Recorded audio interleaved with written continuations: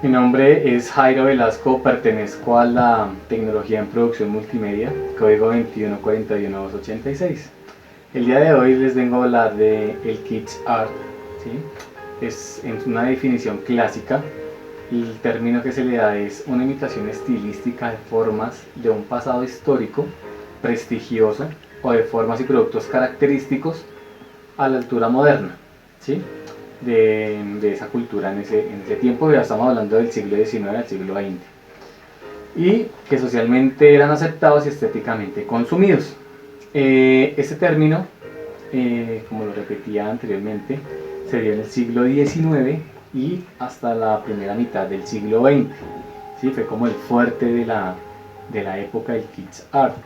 El término es de origen alemán y pues era un término estilista y snob. ¿Okay? O sea, snob significa estilo. El uso del término representaba el arte pretencioso, con una imitación de lujo, pero también del mal gusto, ¿sí? Es decir, hay otros tipos de arte que se basan en la parte del estilo, del diseño, de que sea muy bonito, simétrico. Este no.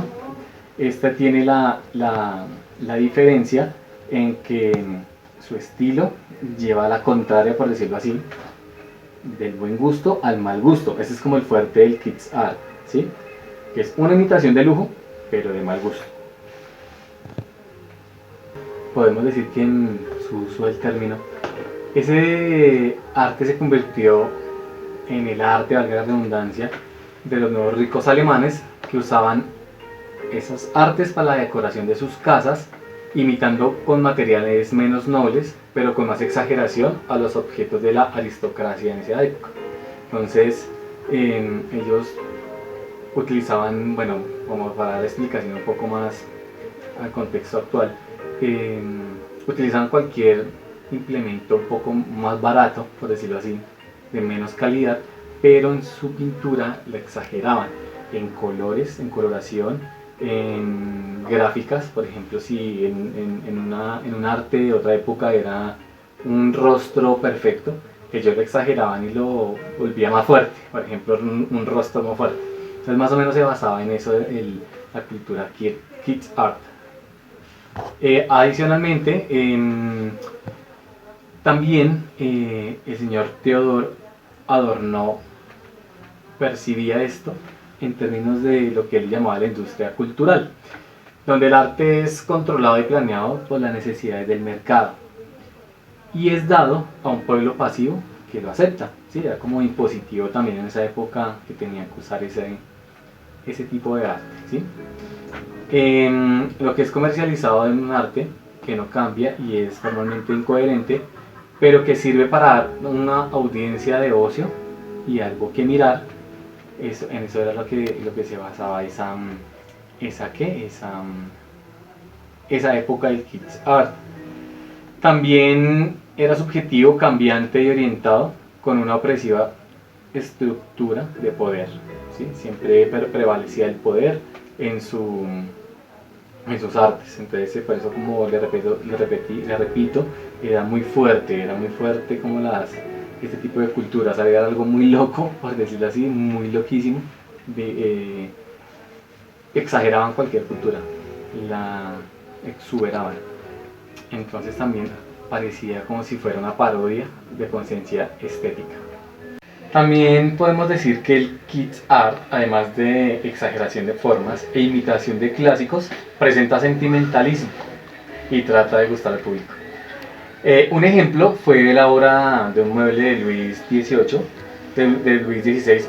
francés, un señor francés, o un espejo veneciano fabricado hoy, ¿sí? Así como una imitación de cartera de Louis Vuitton, que serían considerados kits, pero de mal gusto. ¿Sí? O sea, son finos, pero tienen mal gusto, pero para muchas personas es sofisticado por ese mismo mal gusto. Muchas piezas religiosas también utilizadas en altares domésticos responden al uso de material barato que fingen ser otros más caros. Eso es otro ejemplo también de nuestra cultura colombiana, que la mayoría son católicos. ¿Sí? Utilizan esas esculturas económicas de cerámica, las pintan las colocan en esos altares. Eso es un ejemplo. Y algunos compran pinturitas medio finas y los hacen ver como si fueran de los originales. Eso se trata de la cultura kitsch art. También, ¿qué más podemos decir? También la esencia del kitsch art para los moralistas del arte consiste en la sustitución de la categoría ética con la categoría estética. Es decir, el artista o realizador se impone, ¿sí? ¿Se impone en qué? En no generar un buen trabajo, sino bien se enfocan en tener un trabajo más agradable, dado a lo que es más importante y genera un mayor efecto en el público, ¿sí?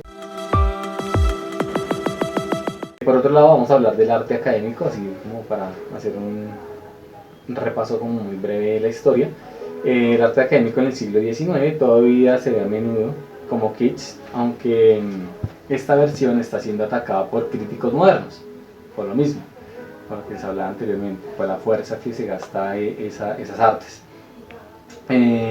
Quizás es mejor recurrir a la teoría de Broch, que es un autor de la época, quien discutía que la génesis del kitsch estaba dentro del romanticismo, ¿sí?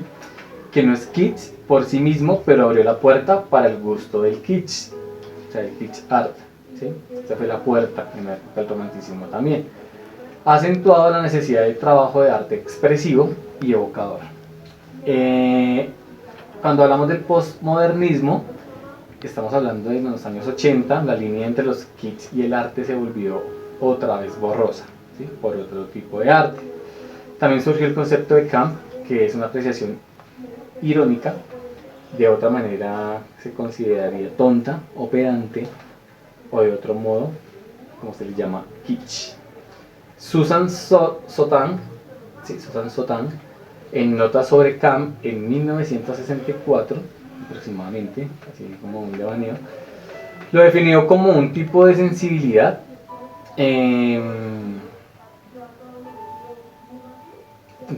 necesidad. Otros artistas de la época retomaron los elementos del kitsch en sus obras, como las artistas francesas Pierre et Gilles, célebres por sus representaciones ridículas, que eran supremamente ridículas, que se alimentaban con la imaginería religiosa, o sea, con la imaginación religiosa. Todo iba enfocado a eso. También al arte del pop, al homoerotismo, creando una fuerte identidad propia, o el artista canadiense-mexicano Alan Glass con sus cajas de arte de objeto. Más o menos estamos hablando de algunos autores que manejaron unas obras en la época y en el postmodernismo, ¿no? El kitsch en la arquitectura, hacia el final de la vida profesional, a fines de los años 50, el arquitecto estadounidense Frank Lloyd Wright, entre 1867 a 1959, produjo algunos de los más controvertidos edificios de su carrera.